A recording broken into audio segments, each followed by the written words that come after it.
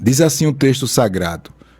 O título da leitura, capítulo 6, 1 Coríntios, Paulo censura o litígio entre os irmãos. Na verdade, desde o primeiro capítulo, Paulo vem sempre tratando sobre esse tema de discórdia entre irmãos. E ele continua aqui nos exortando a igreja de Corinto, dizendo: ousa algum de vós, tendo algum negócio contra outro, ir a juízo perante os injustos e não perante os santos? Em outras palavras, Paulo está dizendo aqui, você que está tendo um problema com o seu irmão, você está tendo a coragem de levar esse problema para um juiz comum, alguém iníquo resolver esse problema? Ele está perguntando, eu tenho um problema com você, na igreja, naquele ambiente espiritual ali e tal, e Paulo está dizendo, será que a gente vai ter coragem de levar isso para um ímpio resolver o meu problema com você? Aí ele continua, não sabeis vós que os santos hão de julgar o mundo? É uma pergunta. Ora, se o mundo deve ser julgado por vós, sois porventura indignos de julgar as coisas mínimas? Não sabeis vós que havemos de julgar os anjos, quanto mais as coisas pertencentes a esta vida? Então, se tiverdes negócio em juízo, pertencentes a esta vida, pondes na cadeira aos que são de menos estima na igreja? Para vos envergonhar o digo, não há, pois, entre vós nem mesmo um que possa julgar entre seus irmãos. Olha aqui, Paulo está dizendo aqui assim, vocês não deveriam nem estar em discórdia, nem brigando, nem discutindo, nem entrando em divisões. Mas já que isso acontece, vocês devem se resolver entre vocês.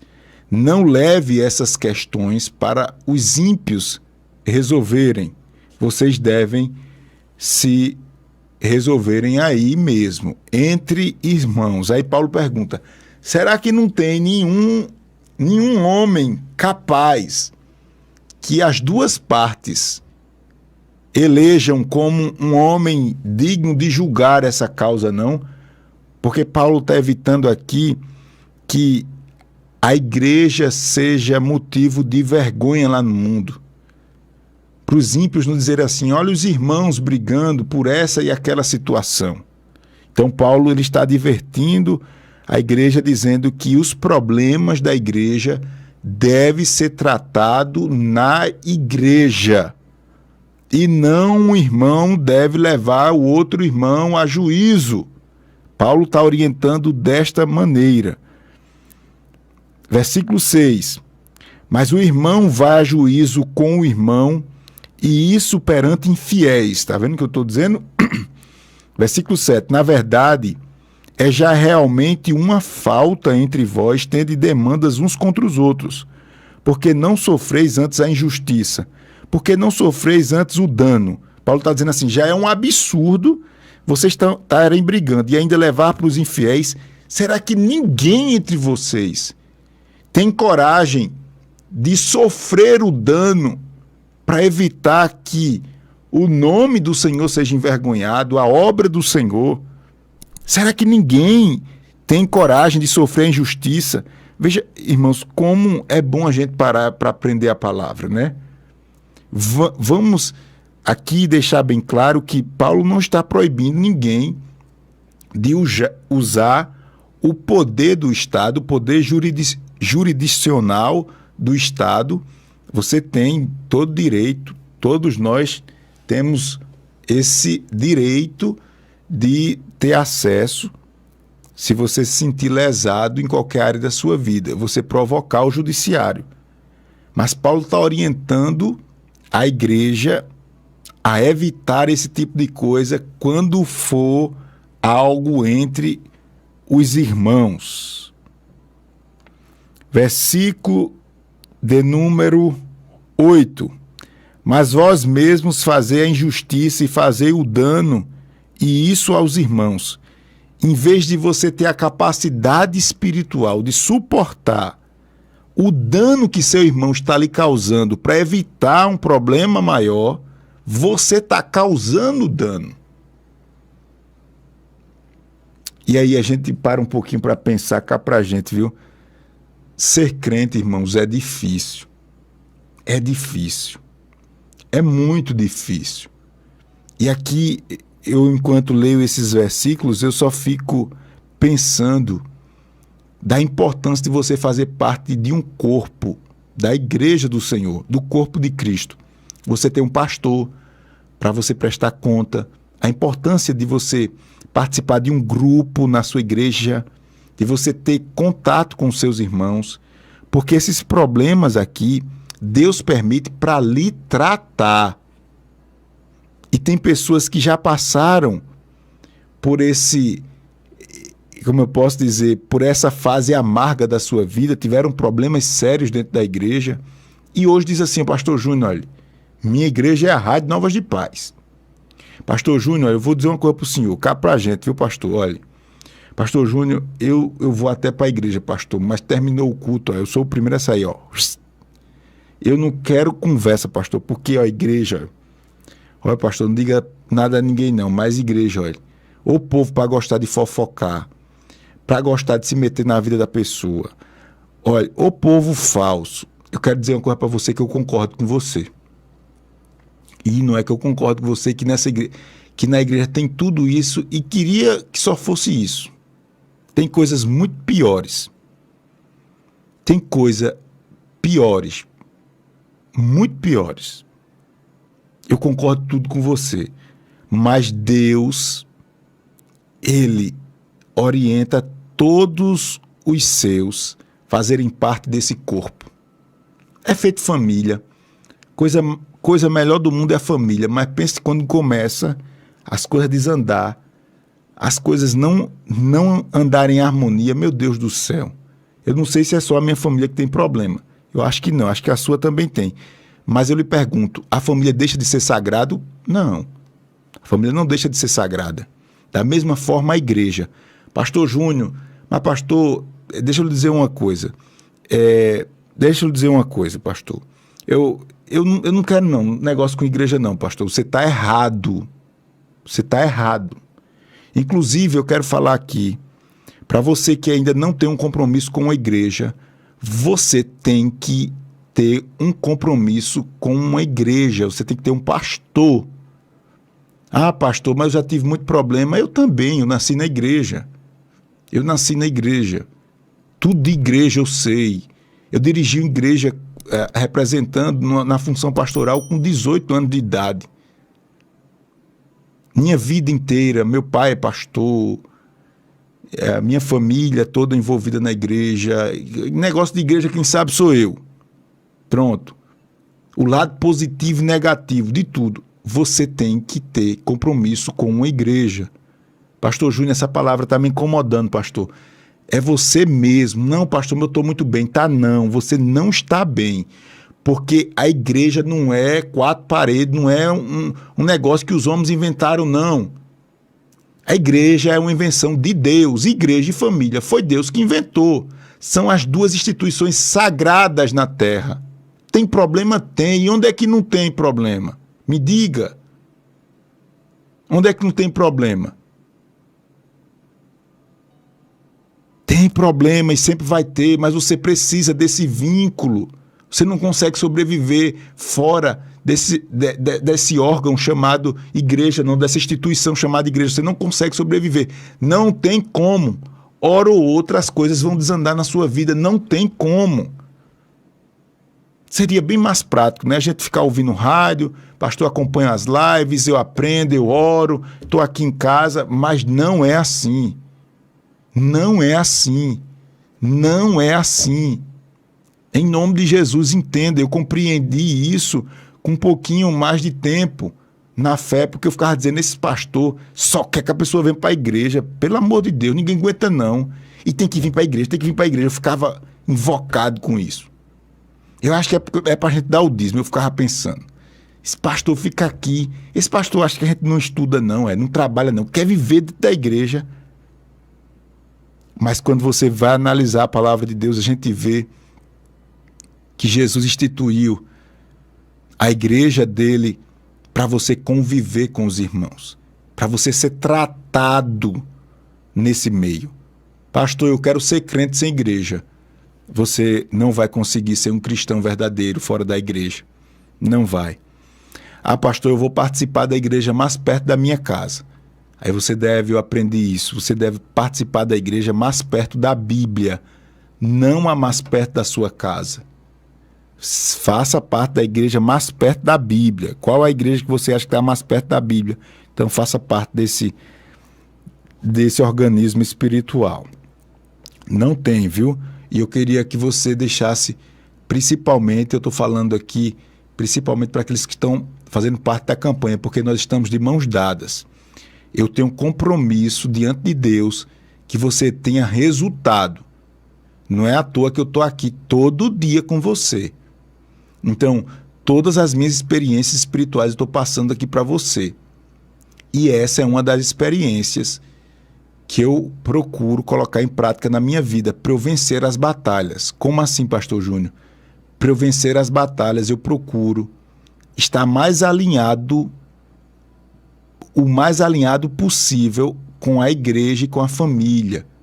Todas as minhas batalhas, eu procuro estar bem alinhado com a minha família, procuro saber a opinião, procuro explicar, para que haja o máximo de consenso. Nem sempre a gente vai ter com a família e com os irmãos da igreja.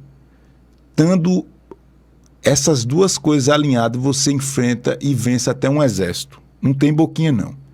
Essa experiência eu estou passando aqui para você. Coloque em prática em nome de Jesus. Não, pastor, eu vou tomar vergonha na cara, pastor. Pastor Júnior, eu não posso mais ficar, não, pastor. Eu estou aqui, pastor.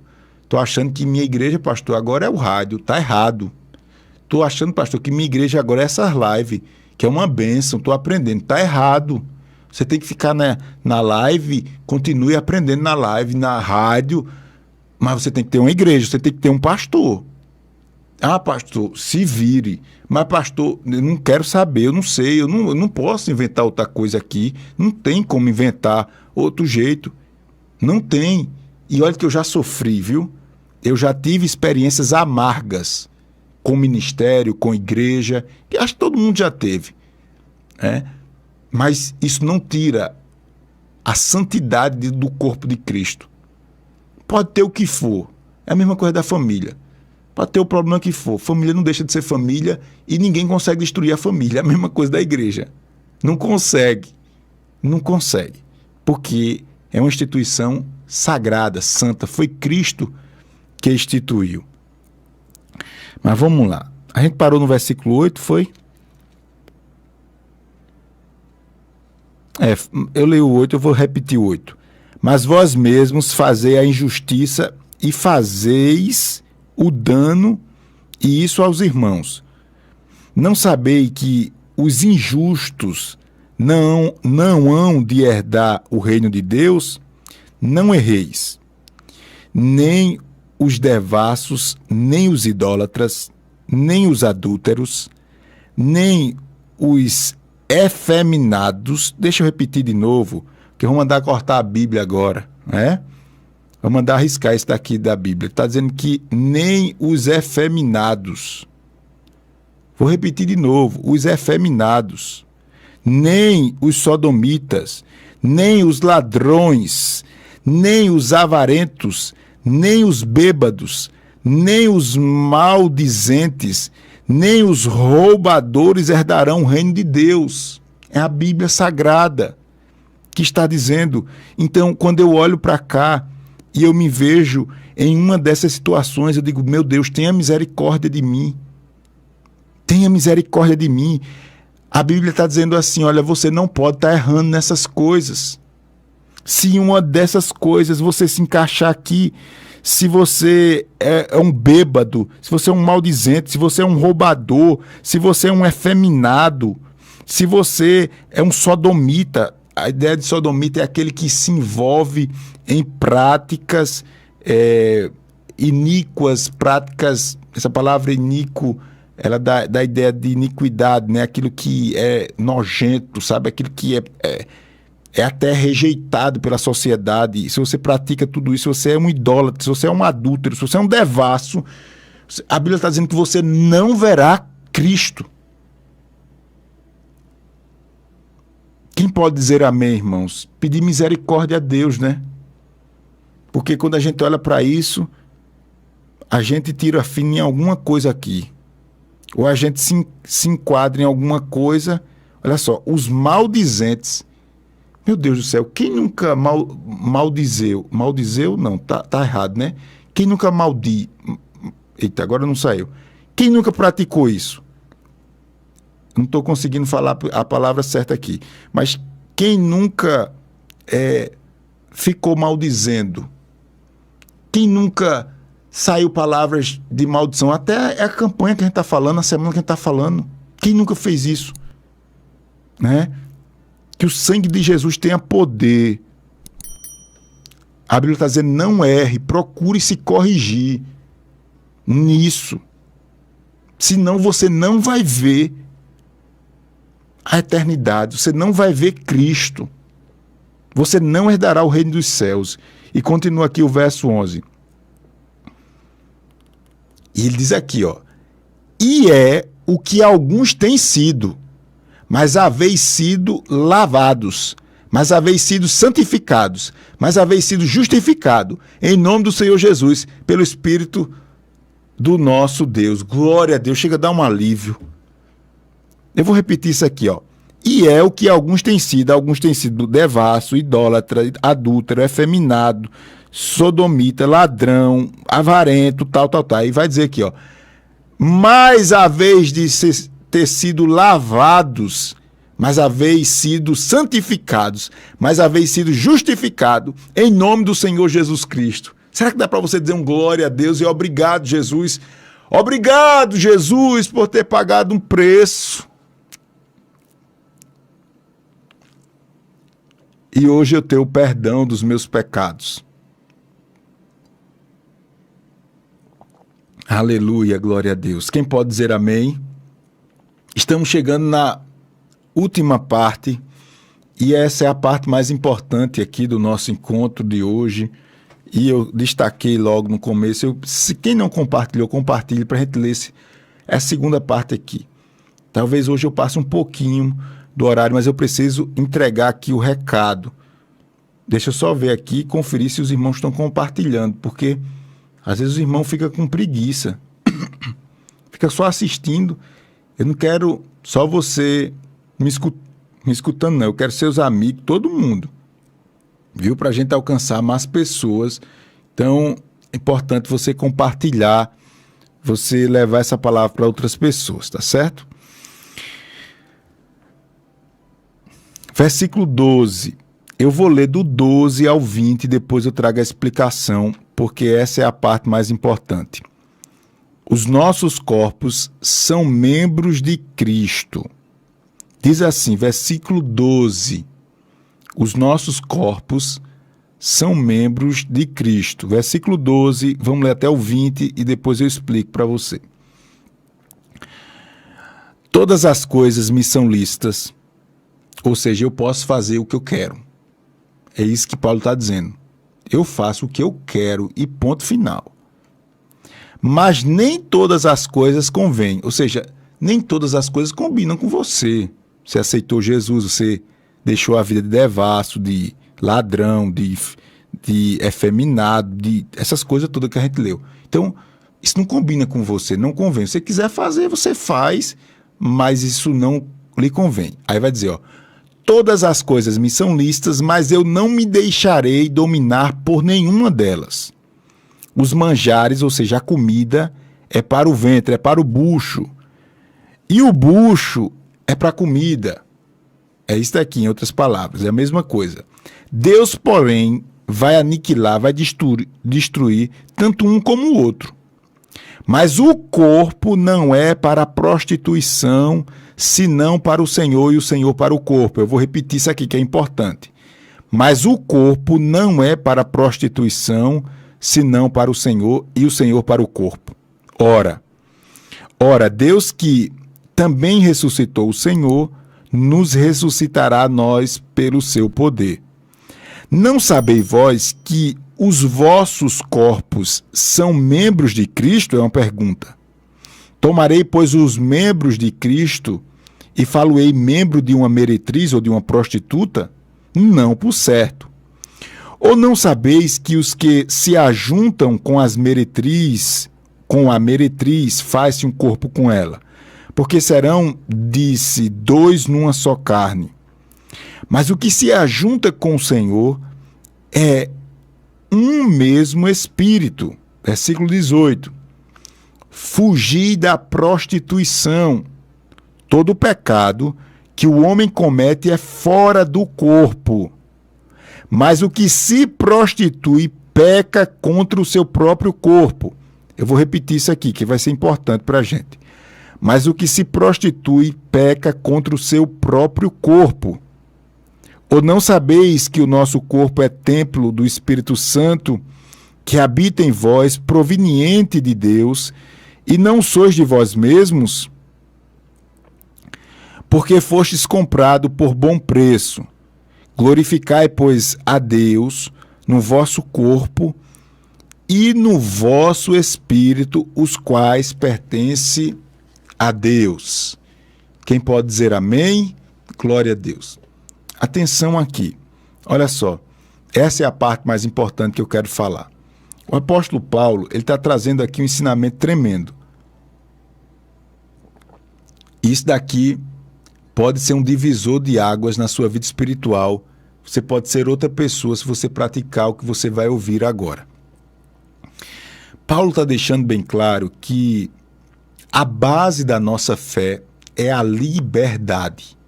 Eu estava falando ainda há pouco a importância de você participar de uma igreja.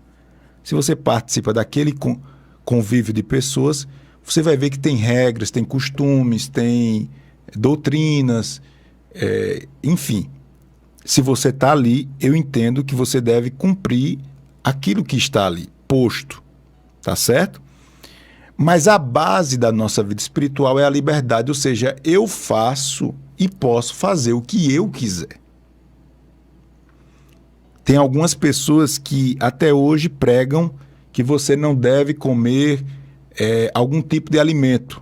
Pastor Júnior, não, pastor. O senhor está doido, pastor? Pode comer isso não, pastor. Como nada, não como carne de porco, né? Eu não como, sei lá, tem algumas coisas aí que tem algumas denominações que dizem que não pode comer, né? Alguns falam com sangue, não pode comer, tal, aí vai para uma discussão aí braba que é bíblico, não é, tal. Sim, na verdade o que Paulo está dizendo aqui é que quanto à comida você fica à vontade. Você tem liberdade, você come o que você quiser. Ele não vai só falar da comida, ele vai falar também dos dias. Era uma briga medonha na igreja de Corinto, um dizendo, eita, isso é um crente fariseu, ó. Tá comendo isso? Não pode comer isso não, rapaz. Tu sabe que não pode. Aí o outro dizia, pode sim. Aí começava um brigando com o outro. Come, não come, come, não come, come, pode, não come, come carne, outro não come. Confusão maior do mundo. Quando passava o negócio da comida, agora era o dia santo. Não, rapaz, tu não pode estar trabalhando nesse dia, não. Pode, não pode, é santo, não é, não... Confusão sem fim. Aí Paulo diz, peraí, rapaz, olha pra cá. Vocês precisam entender que vocês, olha, não devem criticar um outro. Se você não come, não julga o que come. Deixa o bichinho comer, quer comer, coma, arrocha lá. Deixa pra lá. Se você não quer comer, problema seu. Tal dia é santo pra você? Fique com o seu dia santo. Você acha que esse dia é pra isso? Fique. Agora, se o outro não acha, deixe também. Eu tenho liberdade. Cristo morreu na cruz para me dar liberdade. Eu sou livre. É isso que Paulo está dizendo. Entenda isso, viu? Que é importante para a sua vida. Eu repito, se você está dentro de uma igreja, de uma denominação, que diz isso daqui não deve fazer, tal, eu entendo que você deve praticar isso. Se você não está se adaptando lá, vá para outra. Vá para outra. Sei lá, mas eu acho que você deve ser fiel àquilo que os seus líderes ensinam como costume. Não é bíblico, mas todo mundo pratica lá. Eu acho que você deve ser fiel ao autor da sua igreja. Mas não é bíblico. Você pode fazer o que você quer. Pastor Júnior, olha, que isso tá errado, pastor.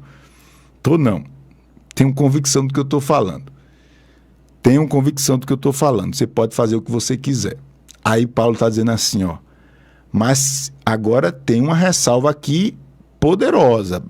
Tem uma ressalva aqui valente.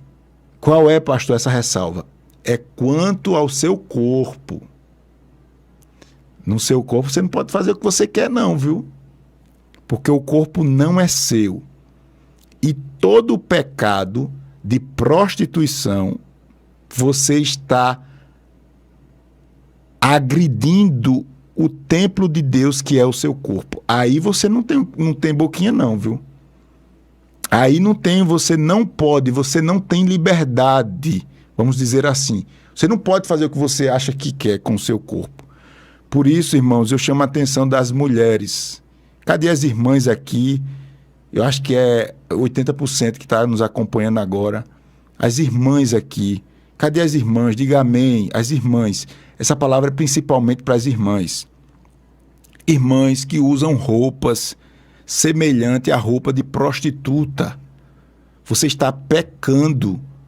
Você está estimulando a cobiça. Você está desonrando o seu corpo. Deixa eu lhe falar uma coisa, mulher. Principalmente as mais novas. Entenda o que esse jovem pastor vai falar agora. Uma mulher, quando ela está seminua, porque tem roupa que deixa a mulher seminua. Quando uma mulher não está vestida adequadamente, o homem olha para você, eu estou falando como homem, ele olha para você, mulher, e ele esquece que você tem uma alma, que você tem sonho, que você tem desejo de ter uma família, de ter filhos, que você é uma pessoa. Estou falando como um homem, entenda isso, talvez algum homem nunca falou isso para você, eu vou falar, eu, pastor, vou falar. A gente lhe vê, homem, você que se veste assim, como um objeto. A gente esquece que você tem alma, que você tem sonhos, tal. Você anula toda virtude que você tem, você anula com essa roupa de puta que você veste. Me permita a expressão bem baixa, para você entender. Eu vou dar um exemplo. Quando os homens veem aquelas mulheres lá, naquela escola de samba, tal, aquelas mulheres perfeitas, tal. Quando o homem olha aquilo ali, ele vê um pedaço de carne no açougue. É isso.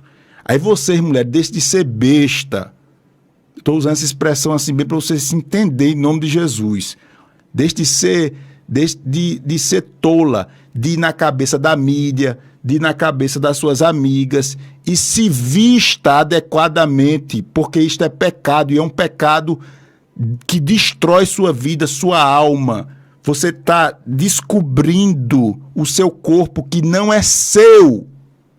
Não é seu. Quanto à comida você come. É o que a Bíblia diz aqui, ó. O estômago é para a comida e a comida para o estômago. A rocha, faça o que você quer. Coma, não coma. O dia é santo, não é para você. Agora, seu corpo, não. Eu vi um padre Paulo Ricardo. Eu escutava muito ele. Ele é um padre conservador. Vale a pena você aprender com os conselhos conservadores desse padre. Padre Paulo Ricardo. Depois você pesquisa aí. Tem muita coisa dele no YouTube. E ele falou uma vez algo que chamou minha atenção. Ele disse que as nossas filhas hoje estão se vestindo pior do que as prostitutas de 50 anos atrás. Agora me diga se é mentira. É ou não é? Olha, irmãos, quando eu falo isso, eu sinto um peso tão grande nas minhas costas. porque eu tenho 35 anos, eu sou ainda um jovem pastor, né? Acho que dá para se considerar o jovem ainda. Tenho contato com pessoas de todos os níveis, de todos os lugares, até pela minha função no legislativo e tal, e tal, e tal. Quando eu vi um pastor falando isso, eu achava ridículo. Eu na igreja, pastor está preocupado com o tamanho da saia da menina. E que pastor, meu Deus do céu.